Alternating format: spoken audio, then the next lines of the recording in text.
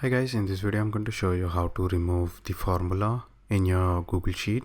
Let's say you have already written a formula and you want to remove it. Let's say first write it down, the formula, basic formula. We'll write here sequence. Okay, 10. So this is a basic formula. You can see the formula is in G column. So you can see here, you can see this formula bar where you can see the what formula we have written. So let's say if you want to remove, so all you need to do is shift control down arrow and then control C and do a control V. You can see this is little box pop up here which is paste formatting. You need to do this down arrow and then click on values only.